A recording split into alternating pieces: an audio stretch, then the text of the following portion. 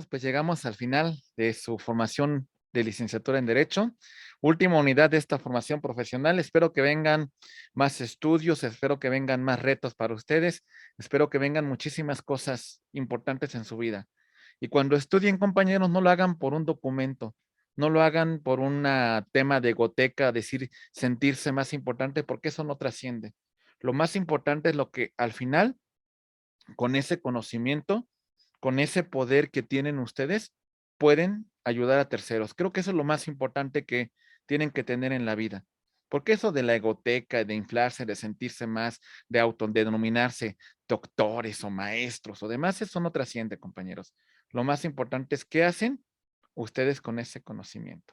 Lo más importante es a quién ayudan. Lo más importante es que ejerzcan una profesión muy digna, una profesión con valores, con principios, una profesión con ética. Eso es lo más importante que deben de continuar. Y que sigan formación y que sigan estudiando y que sigan esforzándose, compañeros. Eso es algo muy importante en su vida profesional. Última unidad de la formación de licenciatura en Derecho, compañeros. Bienvenidos y estamos a punto de concluir. Muchas gracias.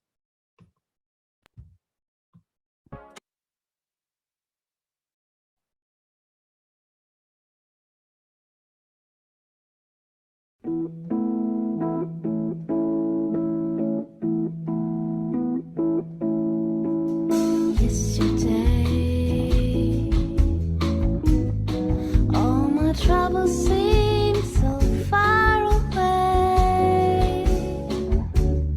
Now it looks as though they're here to stay. Oh, I believe yesterday, suddenly.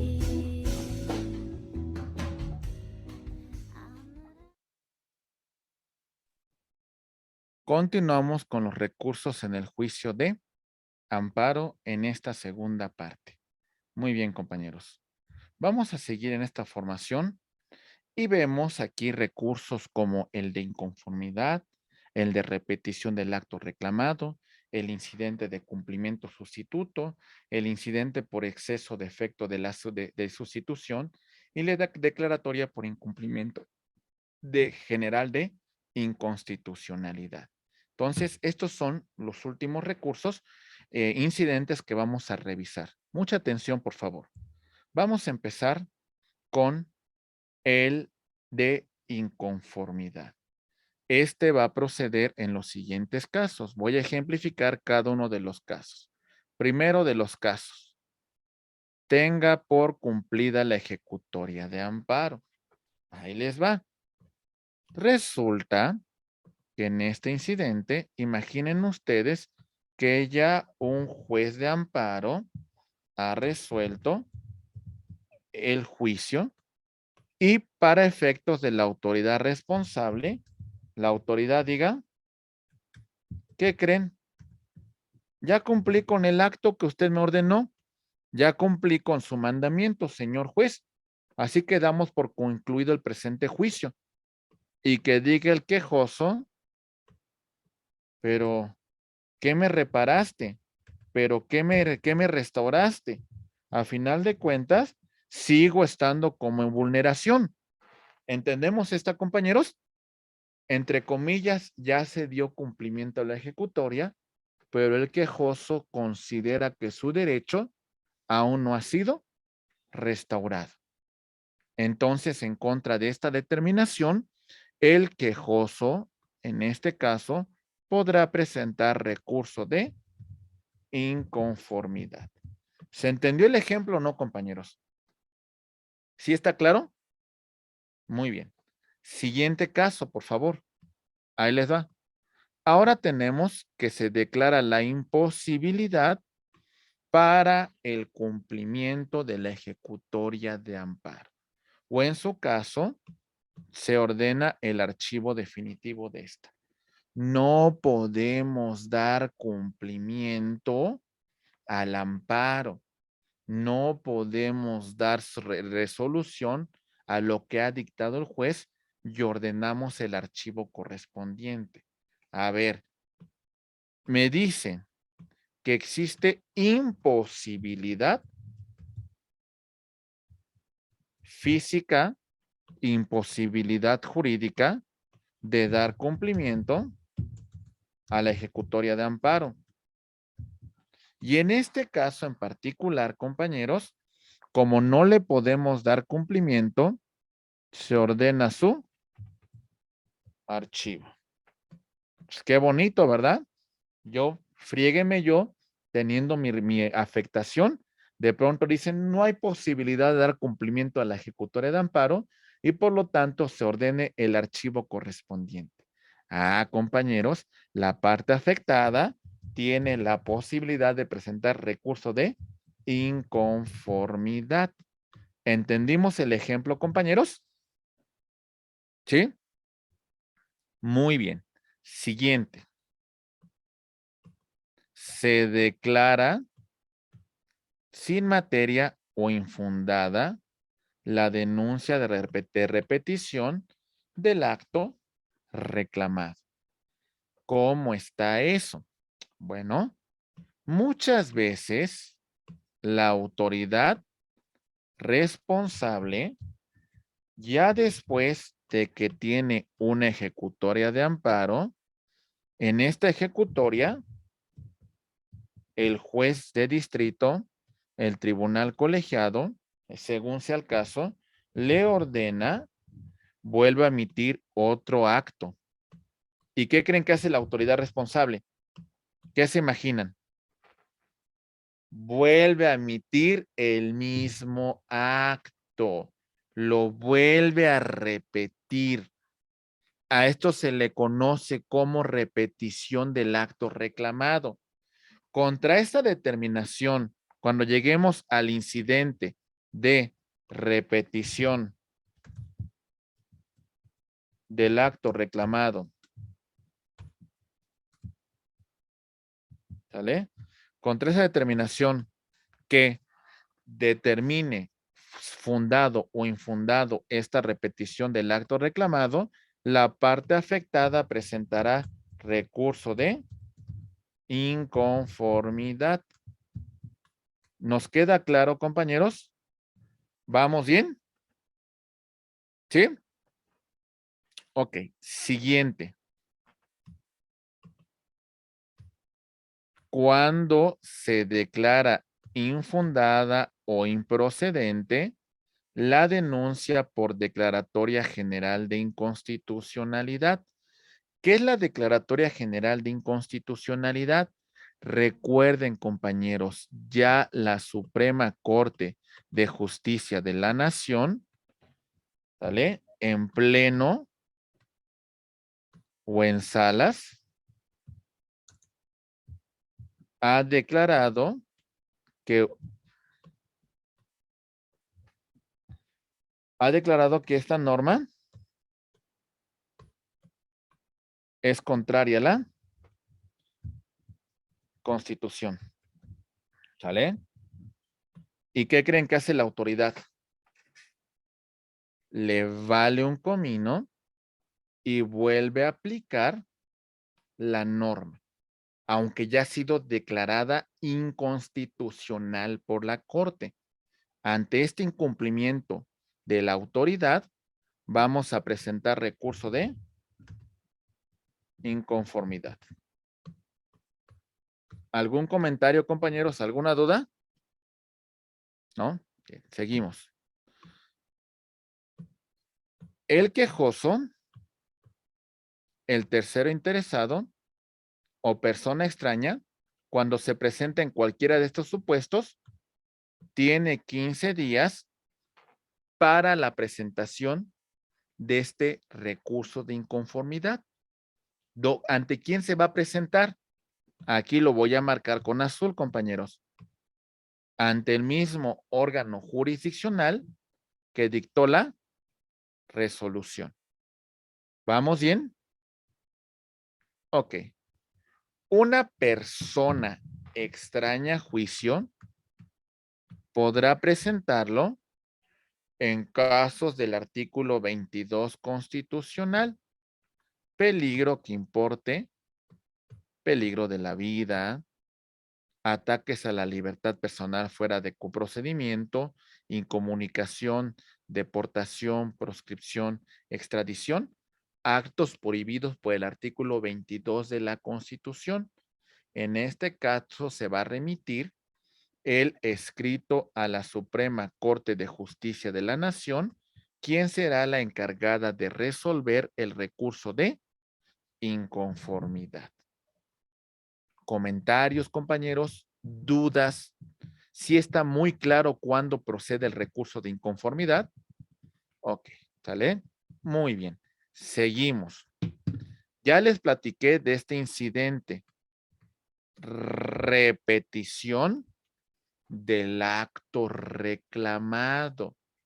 La autoridad vuelve a tropezar con la misma piedra, pero puede ser que la autoridad inclusive lo haga con dolo. ¿Qué va a ocurrir? Vamos a ver.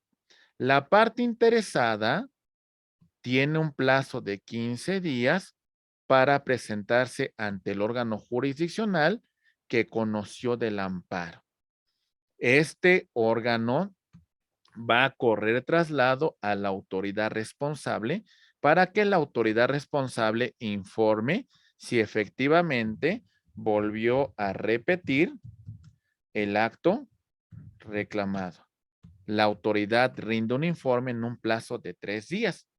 ¿Sale? Vencido el plazo, dentro de los 3 días siguientes, en este caso, el órgano va a dictar una resolución. ¿Sale? ¿Hasta aquí me van siguiendo, compañeros? Ok, la resolución que dictará el juez amparo va en estos dos sentidos. Atentos, por favor. La resolución en el sentido, compañeros, de remitir los autos al Tribunal Colegiado de Circuito o Suprema Corte de Justicia de la Nación. ¿Para qué? Para que si actuó dolosamente el servidor público pueda ser destituido de su cargo y pueda ser sujeto a un proceso penal contra un juez de distrito en procesos penales federales. ¿Sale? Porque de alguna manera no está cumpliendo con la determinación que ha dictado un juez de amparo. Si existe el acto reclamado, el acto repetido, se deja sin efecto ese acto repetido. Como ya mencionamos, si hay intención de el servidor público, aumenta la sanción penal. Si no hay dolo, pues bueno, la Suprema Corte va a señalar lo que a su derecho convenga, ¿verdad? Entonces, aquí es muy importante saber si la autoridad actuó con dolo en el tema de repetir el acto reclamado. Vean cómo se sigue este procedimiento para que nos quede un poco más claro. Ahí voy. Atentos, por favor. Revisamos. Se presenta la denuncia de repetición del acto reclamado por la parte interesada. Se da vista a terceros y a las autoridades, quien deberán de resolver lo conducente. En esta resolución, mis queridos amigos, vamos a determinar si existe o no repetición. ¿Sale? Si se establece que no existe, entonces se puede presentar, recurso de inconformidad. ¿Sale? Si se determina que no hay repetición, se pone fin al juicio de amparo.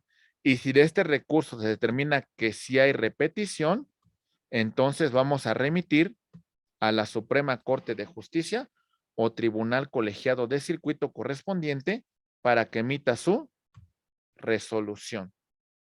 ¿Hasta aquí vamos bien, compañeros? Si la Corte o el Tribunal Colegiado determinan que no hay repetición, vamos a poner fin al juicio de amparo.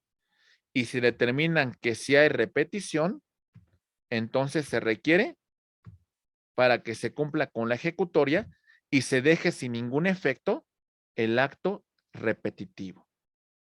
¿Alguna duda con la repetición del acto reclamado, compañeros? ¿Se entiende o no se entiende? Si no, sí le damos cierta lógica de por qué la autoridad vuelve a repetir el mismo acto. ¿Sí o no? Compañeros, no sé si me entendieron o no. Quiero entender que sí. Para mí no es tan claro, digo, estoy tratando de aterrizarlo, pero sí no es tan claro, profesor. Ok, imagine que usted como quejoso tenía una sentencia y por eso se amparó de 20 años de prisión. Usted señaló que hubo ciertos elementos que no fueron considerados por el tribunal cuando emitió su sentencia, ¿vale? Y resulta que le conceden el amparo. Cuando le conceden el amparo a usted, regresan todo el expediente al juez en materia penal, el tribunal de enjuiciamiento, para que dicte una nueva sentencia, tomando en consideración los elementos que usted ha presentado. Y cuando esa autoridad emite su sentencia, vuelve a emitirla en los mismos términos. ¿Qué hizo la autoridad responsable? Repitió el acto reclamado. ¿Se entiende? Sí, pareciera que no hubiera tomado en consideración mis argumentos bajo los que No, me amparé, ¿no? y no solamente sus argumentos, la resolución que dictó el Tribunal de Colegiado de Circuito, que le dijo, a ver, valora estos elementos y te los regreso para que emitas una nueva resolución. Sí, porque Y ante la procedencia de mi amparo, pues obviamente mi fundamentación y todos mis recursos de argumentación, pues fueron válidos, ¿no? O sea, sí tendría que haber quizá una sentencia, si no en contrario, por lo menos distinta, ¿no? sí, por lo menos distinta. Y entonces usted verificó que llegó al mismo supuesto.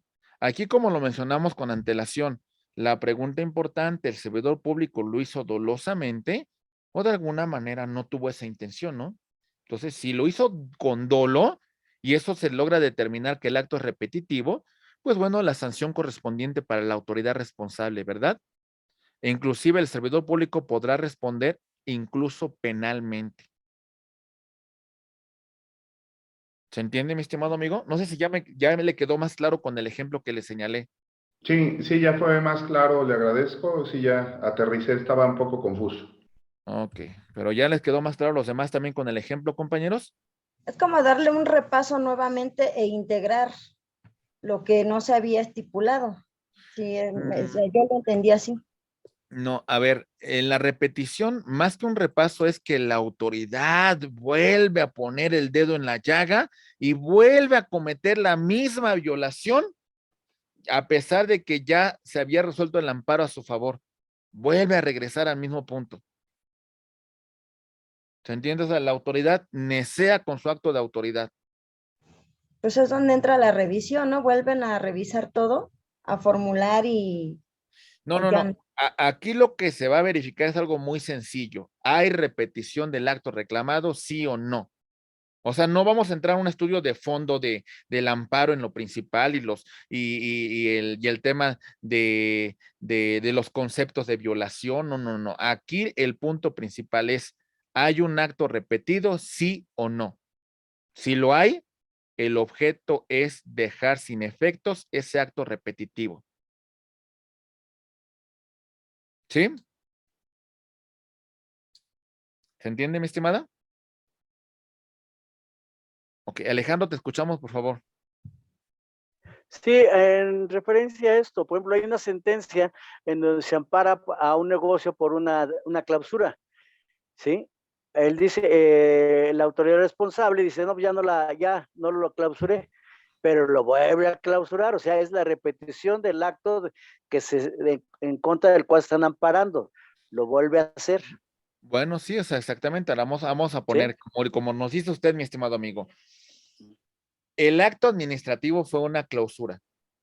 Se concede el amparo y le dice el juez de amparo a la autoridad responsable, emite otro acto tomando en consideración estos supuestos y no lleves a cabo la clausura.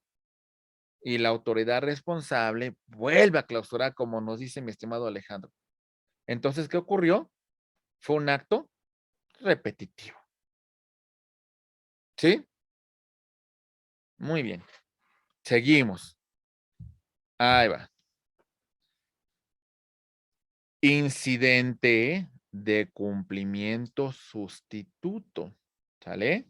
Mucha atención cuando se va a presentar.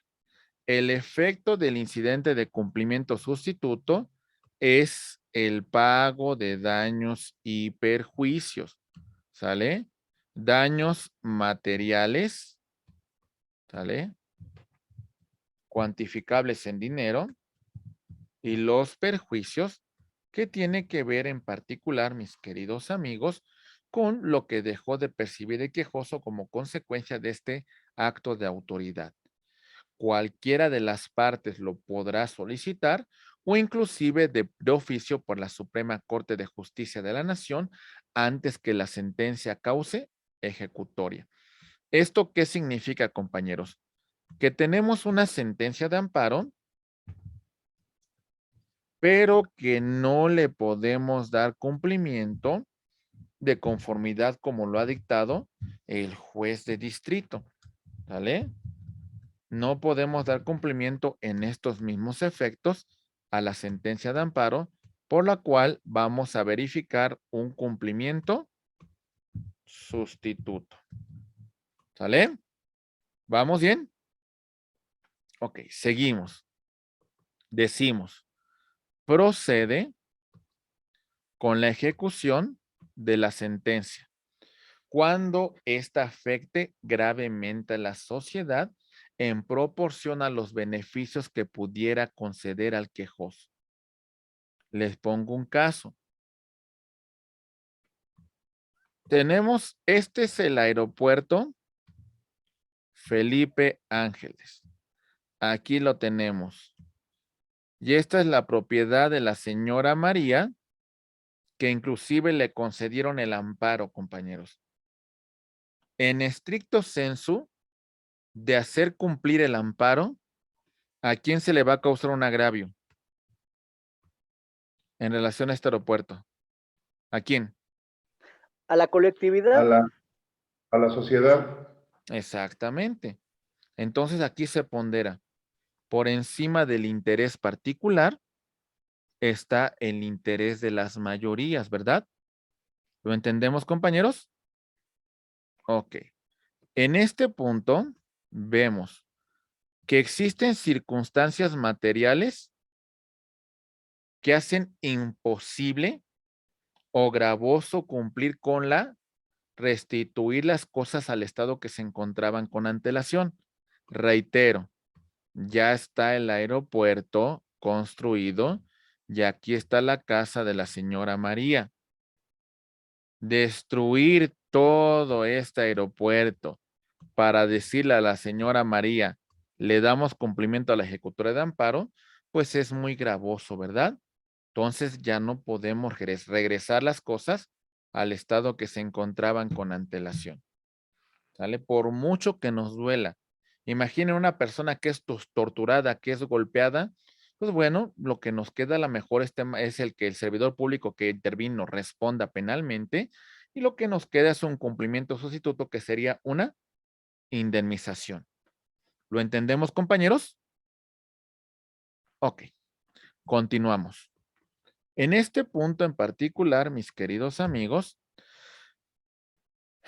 vemos nosotros que en este caso el órgano jurisdiccional va a ayudar a determinar en la forma y la cuantía de la restitución.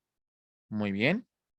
Verificaremos en este punto que el quejoso y la autoridad responsable pueden celebrar un convenio para cumplir con la ejecutoria. Y cumpliendo con ese convenio, van a informar al órgano jurisdiccional para el archivo correspondiente de este incidente de cumplimiento sustituto. ¿Vamos bien? Vemos el procedimiento, por favor. Ahí va. Inicio. Vamos a solicitar el cumplimiento sustituto. Se le da vista a las partes del juicio de amparo para que intervengan. Se preparan pruebas y se lleva a cabo la audiencia de pruebas y alegatos. Y vamos a ver la resolución. La resolución que se dicte podrá ser objeto del recurso de queja, como ya vimos con antelación. Si procede el cumplimiento sustituto, vamos, el tribunal colegiado, en este caso, verificará el cumplimiento sustituto. ¿Sale? Se procede al pago en cumplimiento sustituto. Si se puede cumplir con la ejecutoria, entonces requerimos el cumplimiento de la ejecutoria. ¿Se entiende o no, compañeros? ¿Vamos bien? Ok, muy bien. Entonces, lo que nos queda es las caricias de papel para resolver la violación al derecho fundamental que se causó, porque ya no se pueden restituir las cosas al estado que se encontraban con antelación. Les voy a poner un caso de un cliente donde yo trabajaba en un despacho sobre la construcción de la línea 12 del metro. Resulta que esta persona tenía su propiedad sobre el lugar donde ahora se encuentra la línea 12. ¿Sale? Ahí es donde iba a pasar el tren. Muy bien. Cuando se resuelve el amparo sobre el decreto expropiatorio, se resuelve a favor de nuestro cliente, el señor Juan. El punto es, ¿podemos regresar las cosas al estado que se encontraban, destruir esa parte de la línea del metro para reconstruir la propiedad del señor Juan?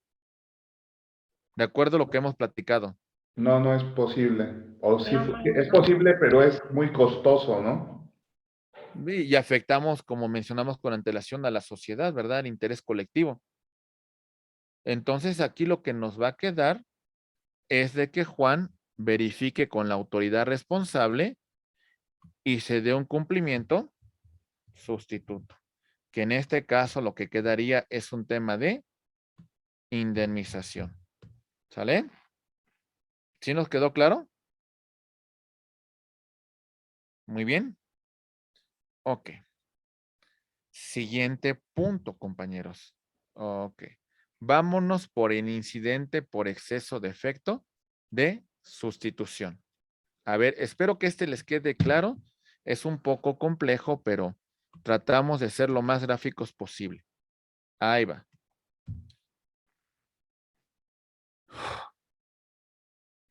Se promueve ante el tribunal, juez de distrito o tribunal colegiado de apelación, tribunal colegiado de circuito, antes de que cause ejecutoria la resolución que se dicte en el juicio de amparo. En los primeros casos de juzgado de distrito o tribunal colegiado de apelación, es en el caso del amparo indirecto. Y en el caso de el tribunal colegiado de circuito, cuando se trate de un amparo directo. Muy bien. Ok. Va a proceder, aquí como mencionamos, antes de que cause ejecutoria la resolución que se dicta en el juicio de amparo. Aquí tenemos el amparo. Aquí tenemos la sentencia. Ahí voy. La sentencia de amparo. Ya ha quedado firme. Vamos a darle cumplimiento a esta ejecutoria de amparo. Antes que se dé cumplimiento a esa ejecutoria, se podrá presentar el incidente por exceso de efecto de sustitución. Continuamos para que lo vayamos verificando. Procede contra autoridades por cualquier persona que resulte agraviada por el incumplimiento de la suspensión o por exceso de efecto de la ejecución. ¿Sale? O en su caso se admita fianza o contrafianza, pues que sea ilusoria o que sea ineficiente para reparar la afectación que se le causa al quejoso, que se le causa al tercero interesado. ¿Recuerdan cuando les dije ni tanto que queme al santo, ni tanto que no lo alumbre? Estamos en este supuesto. Hay dos puntos principales sobre este incidente. Veámoslo, compañeros. A ver, vámonos al amparo indirecto. Aquí está, la vía principal. Se resuelve el amparo en la audiencia constitucional. Se concede el amparo y protección de la justicia de la Unión. Estamos en la parte del cumplimiento de la ejecutoria y esta ejecutoria de amparo se cumple en exceso causando otra afectación o se cumple en defecto, no en los términos que ha dictado el juez de amparo. Y en relación al incidente de suspensión, cuerda separada, audiencia incidental, ¿sale? Y en esta audiencia incidental se concede la suspensión definitiva. Y cuando vamos a verificar el cumplimiento de esta suspensión, vemos que esta suspensión definitiva también en exceso o en defecto, se aplica por parte de la autoridad. ¿Qué significa exceso de efecto? Muy sencillo. No cumplen con lo que el juez de amparo requirió. Así de sencillo. ¿Se puede hacer más de lo que el juez de distrito dijo? No. ¿Se puede hacer menos? No. Se tiene que cumplir en sus términos. Veo que tiene dudas, mi estimado Octavio. Le pongo una cuestión muy importante. Considere usted, mi estimado Octavio, que cuando se le concede la suspensión, usted no está conforme. ¿Por qué cree? Porque la autoridad dio cumplimiento a esa suspensión en defecto. No cumplió en los términos que el juez de distrito ha dictado. ¿Qué va a hacer usted en contra de esta actuación de la autoridad cuando le conceden la suspensión? Inconformarme, ¿no? Presentar este Sí. incidente por exceso de efecto de sustitución, porque no cumplió en esos términos la autoridad responsable. ¿Sale? Okay. ¿Vamos bien, compañeros? Muy bien, seguimos. Ahí va.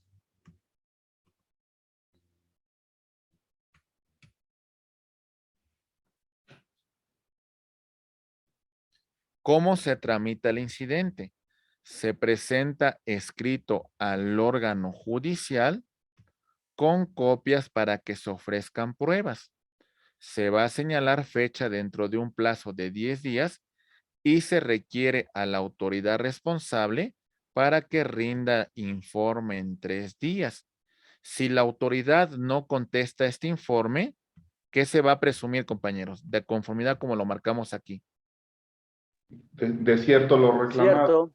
¿no? Que es cierto lo reclamado, que no diste cumplimiento en estricto apego a derecho con la sentencia, con la suspensión que ordenó el juez de distrito. ¿Sale? Muy bien. Vámonos a la audiencia. Ahí va.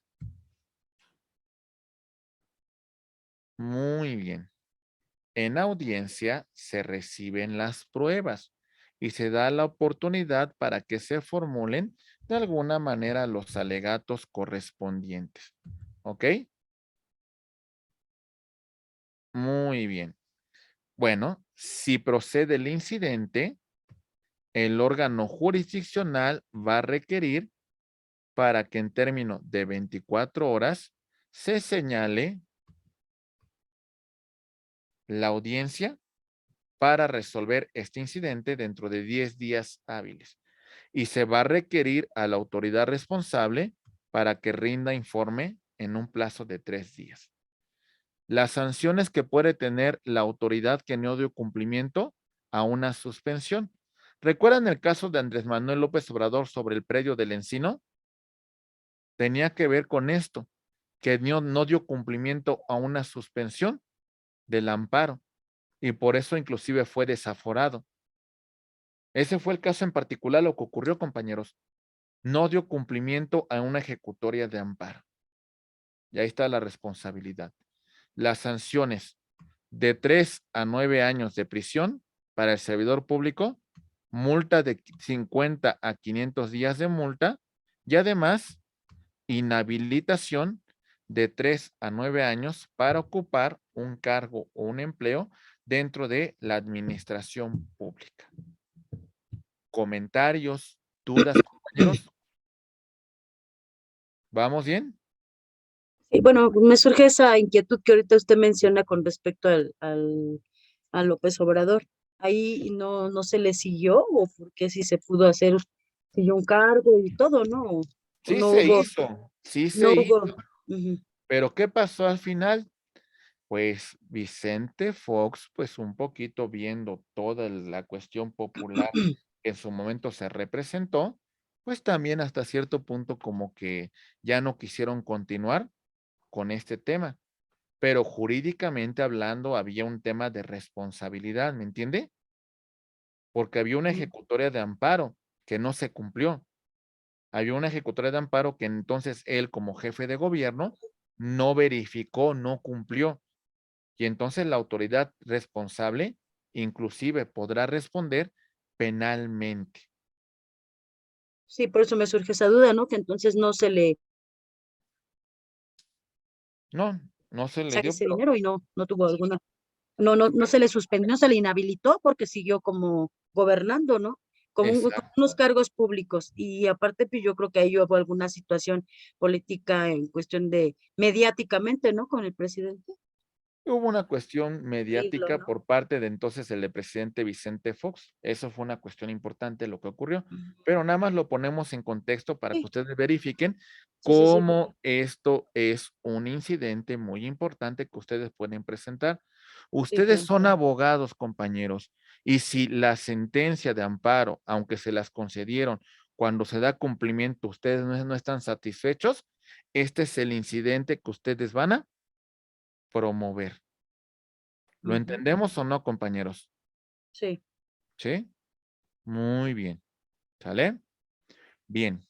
Último.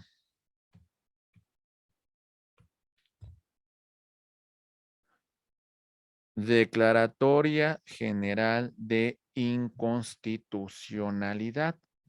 Atentos con este punto en particular porque tiene una naturaleza muy importante. Ahí va.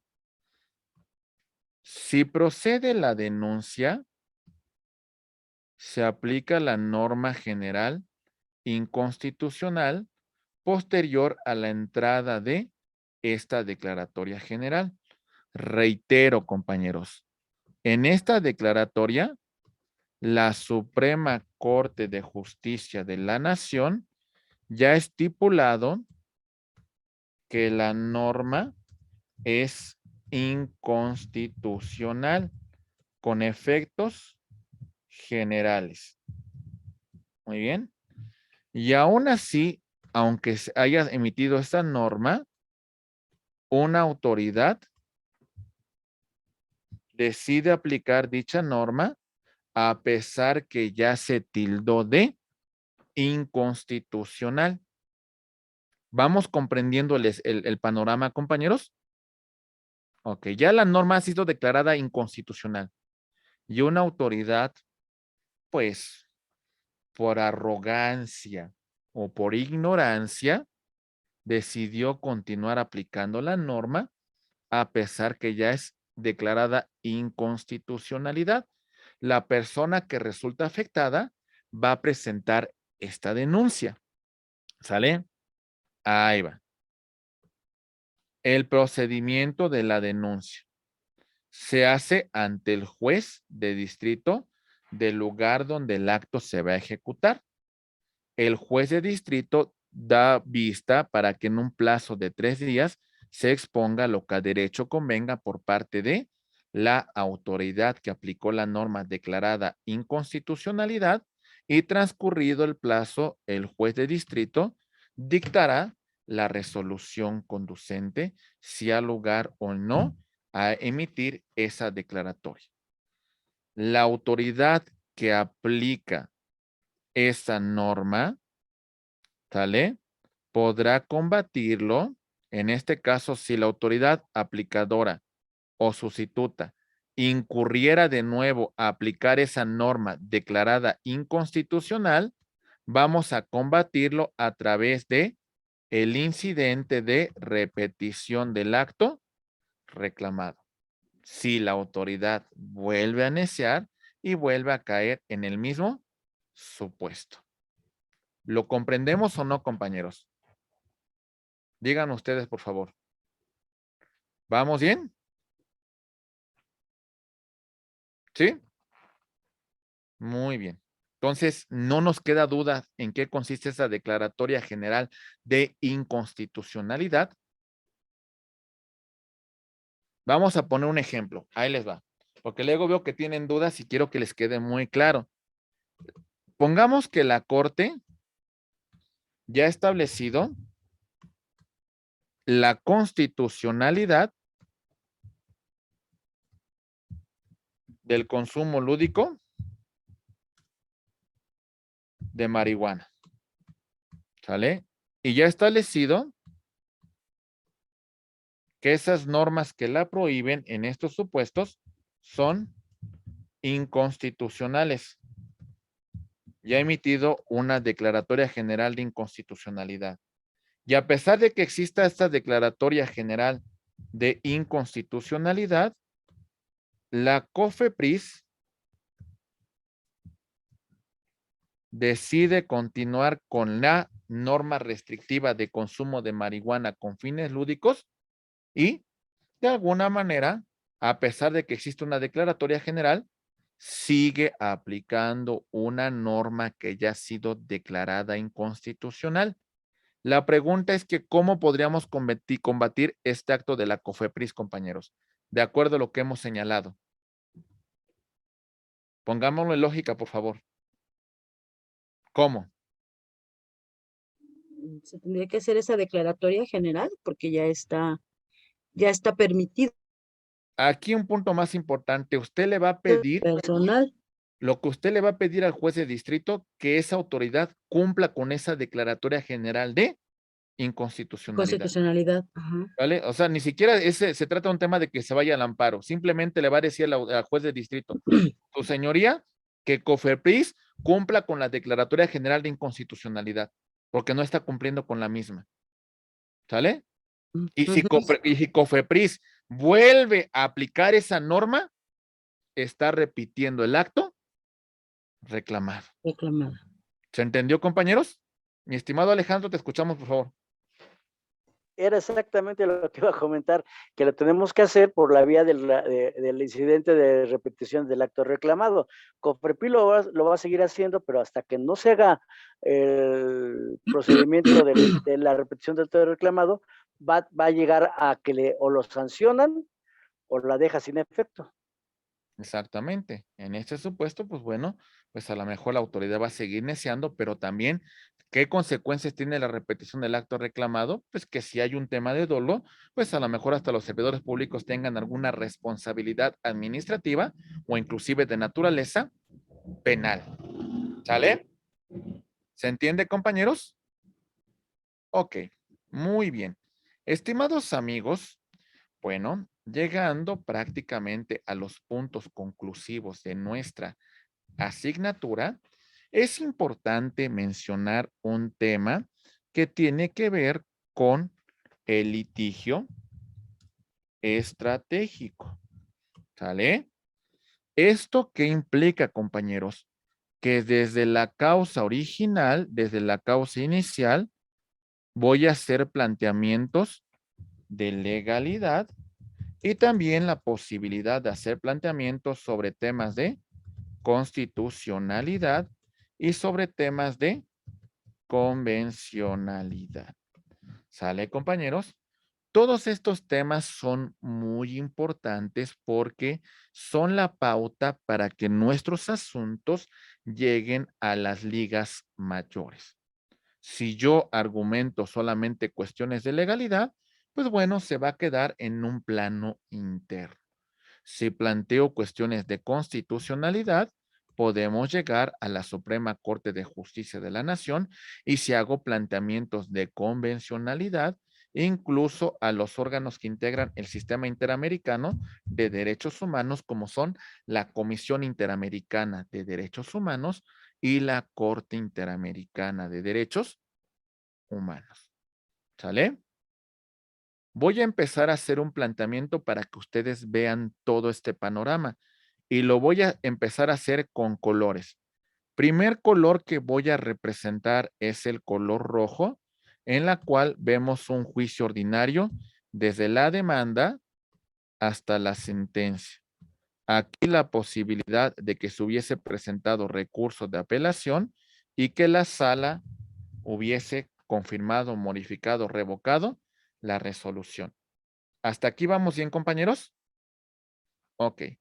Como desde esta demanda hubo planteamientos no solamente de legalidad, sino también planteamientos de constitucionalidad y convencionalidad.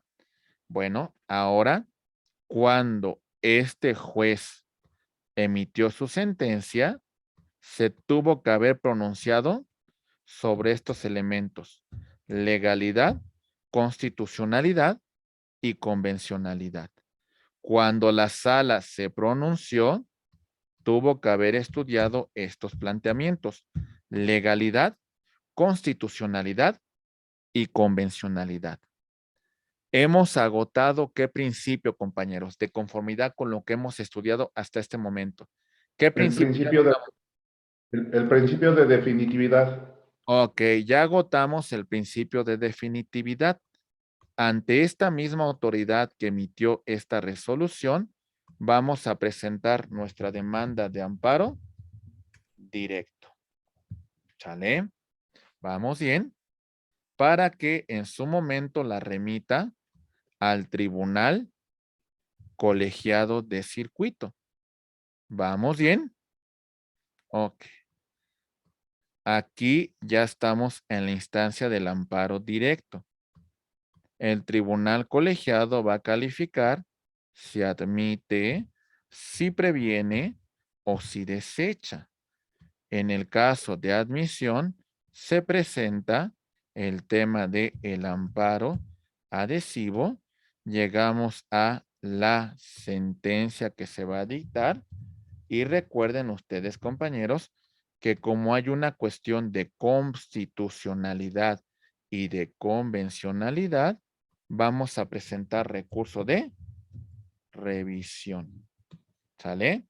Y aquí lo voy a marcar con amarillo porque este recurso de revisión lo vamos a presentar ante este mismo órgano que emitió la resolución que estamos recurriendo, que en este caso, compañeros, sería el Tribunal Colegiado de Circuito.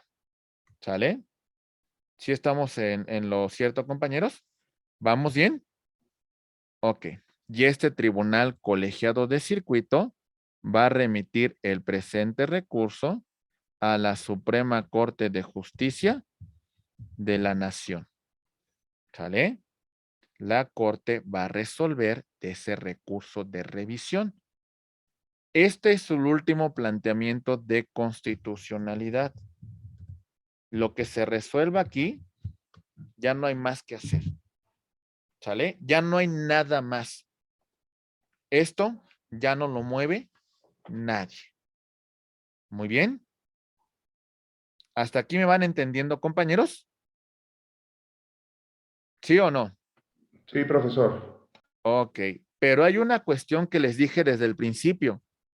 Hay una cuestión de convencionalidad que, si bien es cierto, se han pronunciado, inclusive la Corte también hizo un análisis de la convencionalidad, el intérprete último de convencionalidad van a ser los órganos del Sistema Interamericano de Derechos Humanos.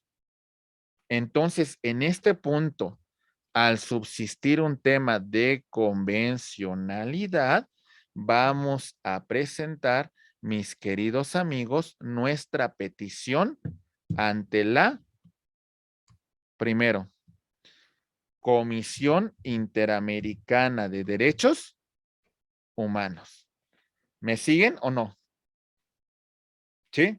Mi estimado Alejandro, te escuchamos, por favor.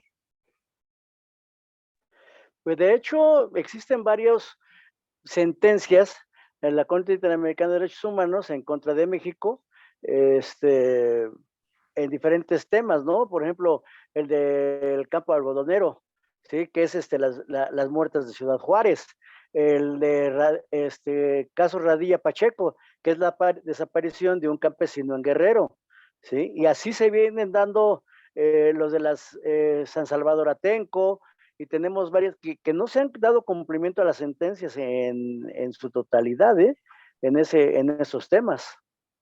Efectivamente, como usted bien lo indica, México tiene varios asuntos que están ante el Sistema Interamericano de Derechos Humanos, y para llegar a este punto, mis estimados amigos, todo esto tuvieron que transitar, todo este recorrido, ¿eh? O sea, imagínense. Por eso vean todo el planteamiento que estamos haciendo, ¿eh? En este punto, como nos dice bien mi estimado Alejandro, ya llegamos con nuestra petición ante la Comisión Interamericana de Derechos Humanos. ¿Sale? Sobre esta petición vamos a emitir un tema sobre la resolución que se va a dictar. Tenemos 6 meses para la presentación de esta solicitud. La Comisión Interamericana de Derechos Humanos va a hacer una evaluación inicial. ¿Sale? Si efectivamente existe la violación a los derechos humanos, y esta violación a los derechos humanos se encuentra contemplada en la Convención Americana de Derechos Humanos, bueno, la Declaración Americana de Derechos y Deberes del Hombre, la Convención Americana de Derechos Humanos y protocolos adicionales sobre derechos humanos. ¿Sale? Si da lugar a esto, la Comisión Interamericana dictará un auto sobre admisibilidad. Muy bien. Sobre esa admisibilidad, procurará que las partes lleguen a un convenio, que lleguen a un acuerdo, ¿sale? Que lleguen a una negociación. Y bueno, si aquí se resuelve, ponemos fin. Y si no, mis estimados amigos, vamos a emitir una resolución de fondo. ¿Sale? Y en este punto pudiésemos llegar a la otra instancia, que sería, lo voy a marcar con rosa, que sería llegar a la instancia de San José de Costa Rica ante la Corte Interamericana de los Derechos Humanos. ¿Sale? En donde se va a resolver el fondo de esta cuestión que se está planteando. ¿Me van entendiendo, compañeros? ¿Vamos bien? Recuerden, a partir de que hemos cerrado la última instancia en nuestro país, tenemos 6 meses para irnos al Sistema Interamericano de Derechos Humanos. ¿Alguna duda que tengamos hasta este punto, compañeros? Mi estimado Alejandro y después Octavio. Alejandro, te escuchamos, por favor. Perdón, creo que se quedó la mano arriba. Ah, perdón. Sí, muy bien. Mi estimado Octavio. Sí, aquí digo, no sé si estoy bien, pero ya cuando se llega a estas instancias a la Corte Interamericana, creo que lo más que hacen estas instancias es emitir recomendaciones, ¿no? Ya hablamos de temas que son de derechos humanos y pues bueno, ya también no es o no es tan simple que trascienda, ¿no? Porque la Corte Interamericana no hace un mandato directo para que se cumpla una determinación. Básicamente, corríjame probablemente, seguramente estoy mal, pero solo emite recomendaciones, ¿no? No sé si es correcto lo que comento. La comisión sí emite recomendaciones. La corte, entre comillas, sus resoluciones son vinculantes. Y le voy a decir una cuestión tanto de la comisión como de la corte. Hablamos de un tema que la doctrina internacional conoce como soft law. ¿Qué es el soft law? El derecho suave, el derecho blando. Pero hay una cuestión. ¿Qué es lo que ocurre en la comunidad internacional para aquellos países que no respetan derechos humanos?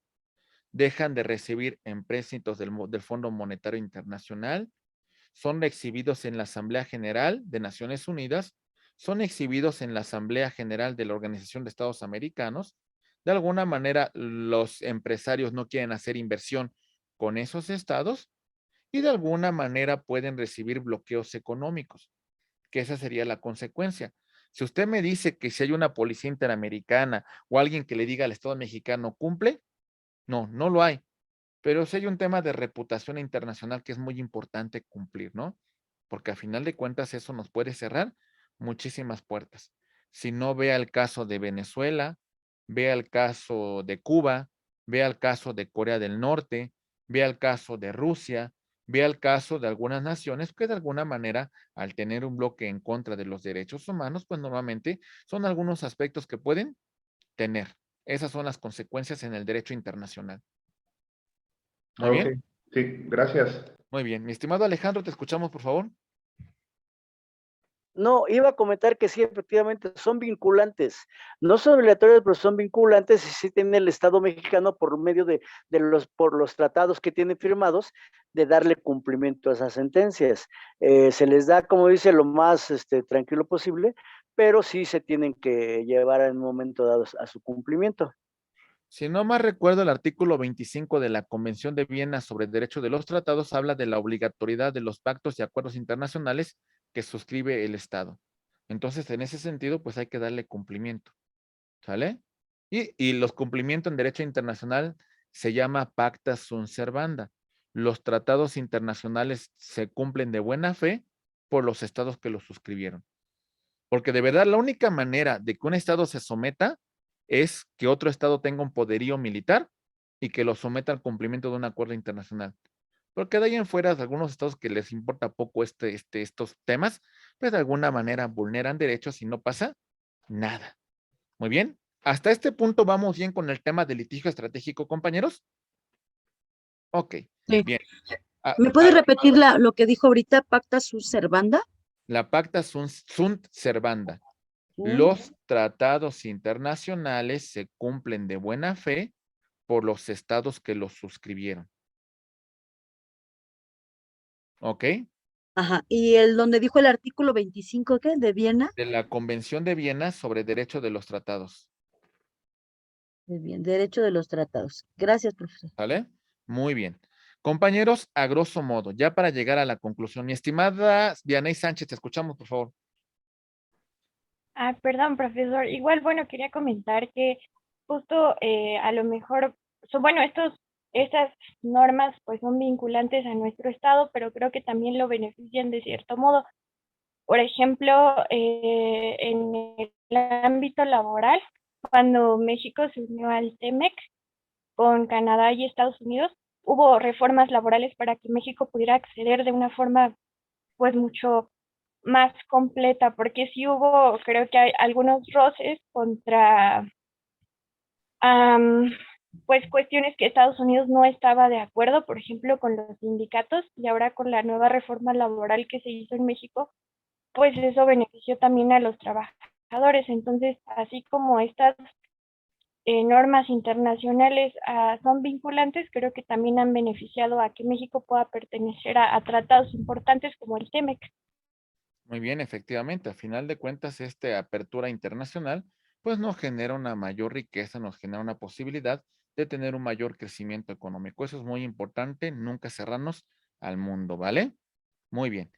A grosso modo, lo que vamos a comentar es el procedimiento en el sistema interamericano, continuando con este procedimiento. Ya hemos mencionado a lo largo de toda la clase todo lo que ocurre de aquí hasta acá, compañeros. ¿Sale? Ahora vamos a estudiar en 5 minutos este punto de acá. ¿Sale? Lo voy a comentar en 15 puntos que son muy importantes que debemos tomar en consideración. ¿Listos? Muy bien, ahí va. Voy a ir paso por paso, Step by step. Ahí va. Punto número 1. Ahí va. Presentamos nuestra solicitud ante la Comisión Interamericana de Derechos Humanos. Esta solicitud, la Comisión Interamericana va a determinar si admite, si previene o si desecha. ¿Sale? ¿Entendemos eso, compañeros? En el caso de que se admita, nos van a asignar un número de petición. ¿Sale? Ok. Y vamos a correr traslado al estado responsable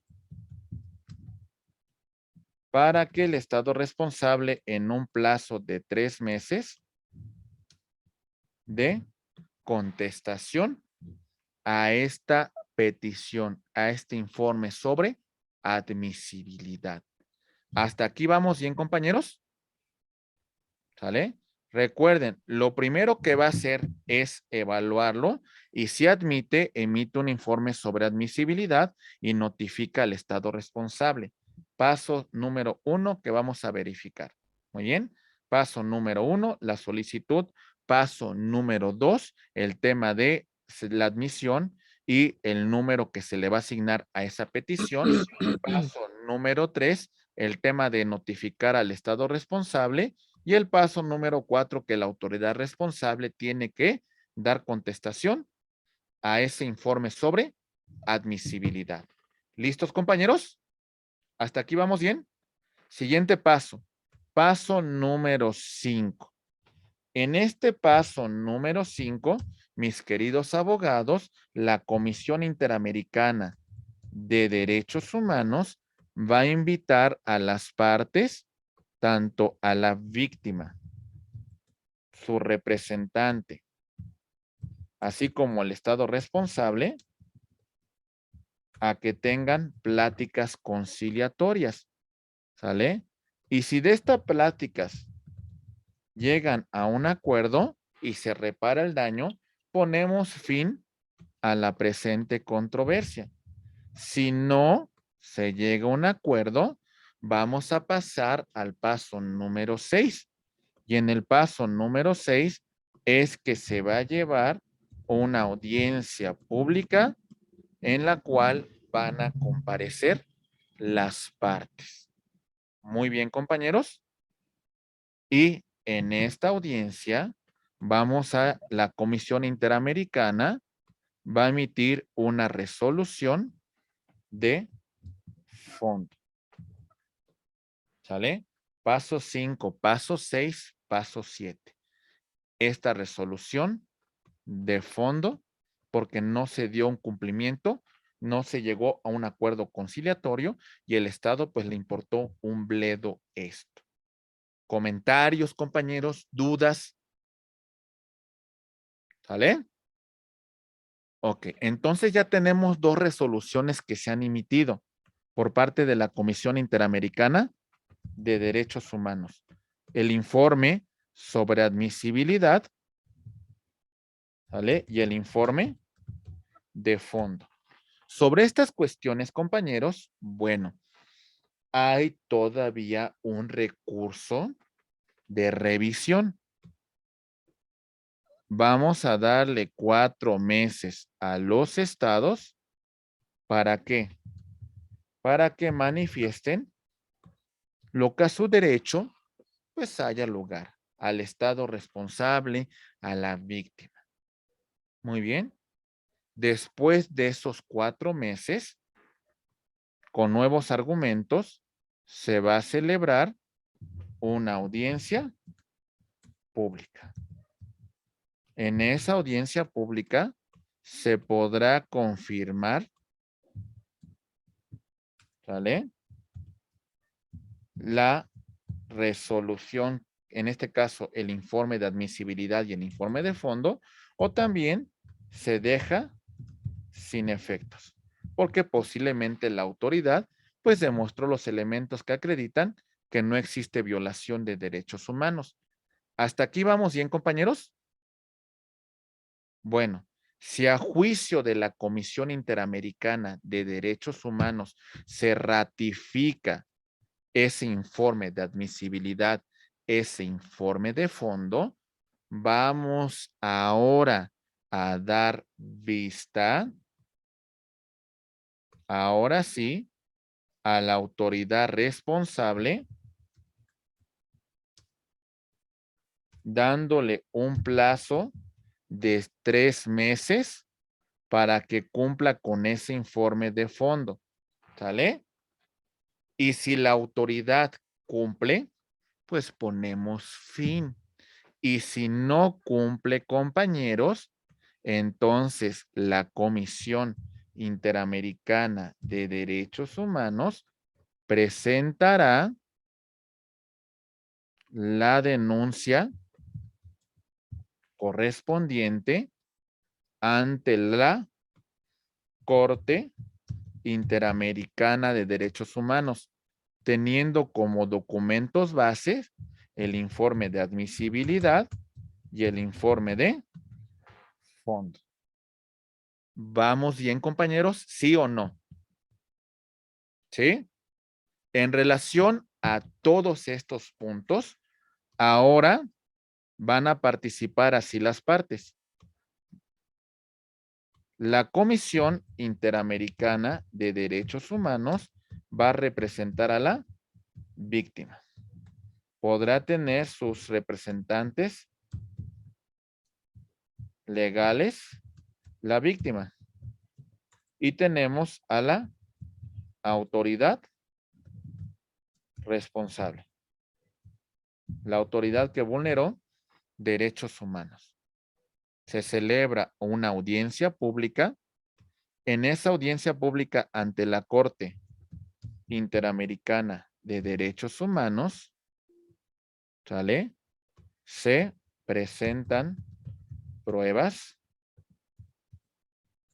se desahogan,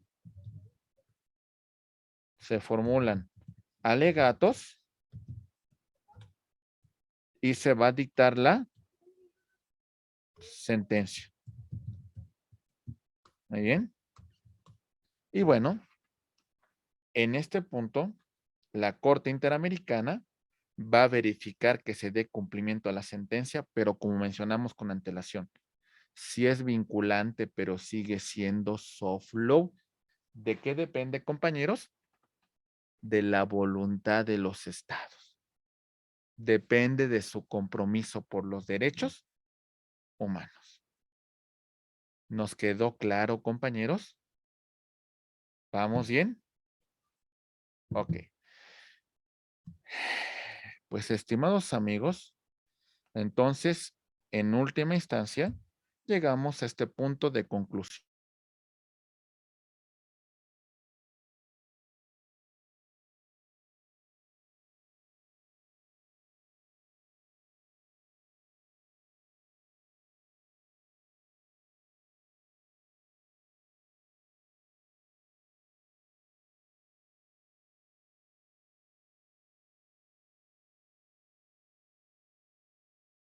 No se oye.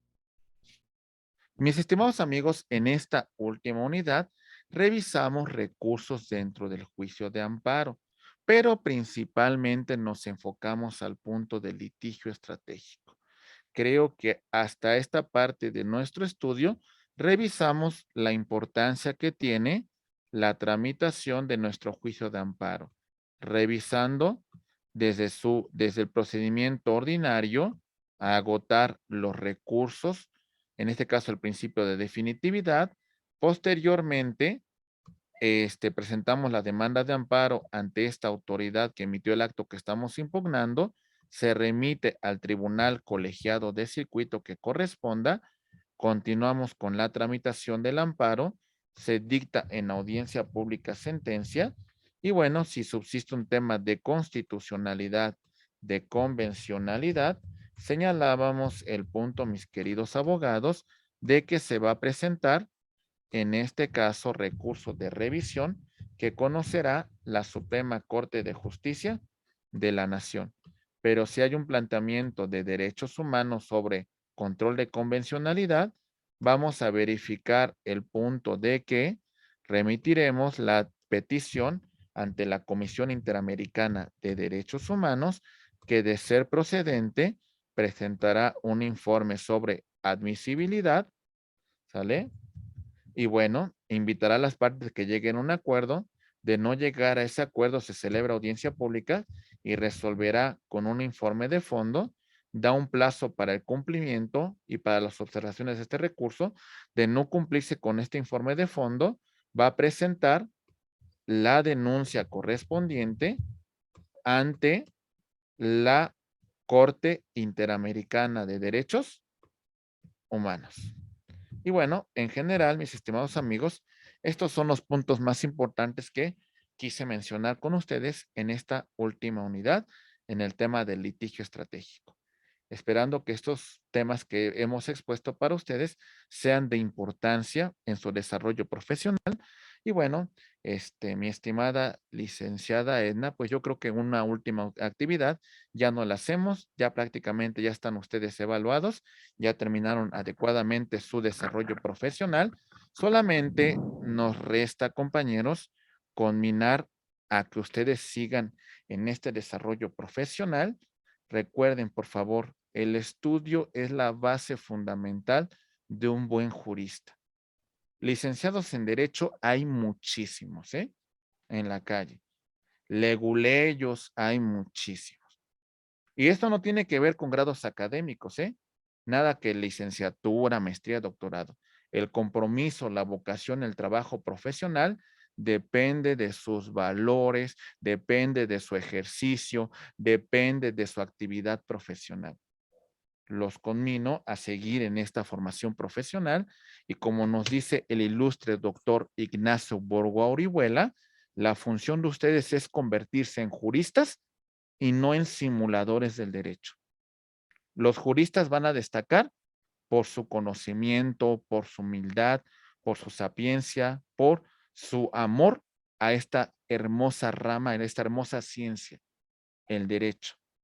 Han transcurrido 2 años maravillosos, así han sido para ustedes, compañeros, que sean realmente de alguna manera lo más satisfactorio para ustedes. El éxito no es de ustedes nada más. Muchas personas estuvieron detrás de ustedes. Familias, parejas, padres, hijos, amigos, muchas personas que posiblemente a lo mejor en este momento no están con nosotros porque tristemente y a lo mejor ya pasaron a una mejor vida, pero su energía, su amor, su tradición, su razón, su legado ha trascendido y entonces en esa medida, compañeros, honremos y dignifiquemos esta hermosa profesión. Depende de ustedes este desarrollo profesional y el punto importante viene en la salida, compañeros, de cumplir con sus requisitos para titularse. Por favor, en esa medida, trabajemos en unísono y logremos ese objetivo a la brevedad posible. De verdad, fue un honor estar con ustedes esta tarde. La verdad es que me siento muy contento de cerrar esta sesión con ustedes, deseándoles el mayor de los éxitos. Muchísimas gracias. Y bueno, le cedo el uso del micrófono a la licenciada Edna. Y bueno, continuamos con esta formación profesional. Y recuerden que no deben dejar de pasar un día sin haber crecido un poco más, sin haber aprendido un poco más. Carpe diem, compañeros. Dios los bendiga. Gracias. Gracias igualmente. Gracias. Gracias, profesor. Muchísimas Gracias, profe. Gracias. Licenciada. Gracias. A sus órdenes. Muchas gracias, maestro. Gracias a ustedes. Gracias. Muy bien. Muchísimas gracias a ustedes. Muchas gracias, licenciado. Fue un placer, de verdad, Así nos es, haya maestro. compartido sus conocimientos. No, muchas gracias a ustedes, estimados amigos. Pero creo que van a dar unas palabras, compañeros. Licenciada Edna, va a estar con nosotros nuestro director, el doctor Jorge Alemán Tepepa, quien nos va a dar también unas palabras.